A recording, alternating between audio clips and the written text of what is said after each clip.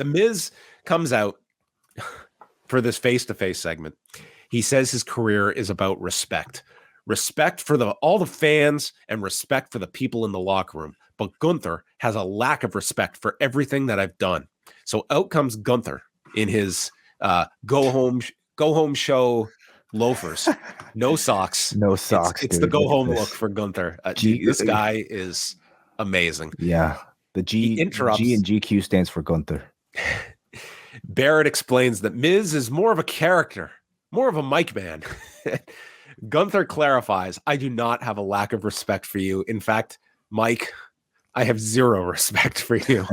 You're just an entertainer. Miz says, you say that like a negative. I'm proud of being an entertainer. And he does a Randy Savage impression, and his other heroes like Rick Rude, Shawn Michaels, and Bret Hart. I fought for 20 years to hold the title that his heroes held, and they are remembered because they aren't a one-note robot like you, Gunther. Gunther says, you amuse me. And he says that Miz says, I change and adapt, and I fall to the bottom, and I build myself up. That's what makes an entertainer immortal. And we don't know the real Gunther yet because you haven't hit the bottom of the mountain yet and had to rebuild yourself. And if you don't respect me, I'll beat that respect into you. And then Gunther refers to little Mike Mizanin, who got bullied in school, then pursued a career in pro wrestling where you still got bullied, trying to prove that you belong in the sport, but you don't belong.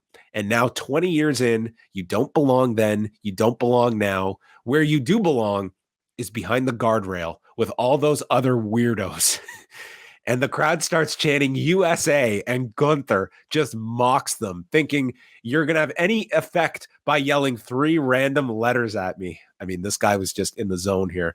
And Gunther thinks that Miz hasn't been bullied enough, so he starts shoving him and shoulder blocking him. And finally, Miz strikes back, gets dropped by a boot, and then when Gunther puts the title in his face, Miz low blows him and hits the skull-crushing finale. This segment was 98% perfect until Michael Cole had to yell, do it this Saturday. Do it for all us weirdos, Miz.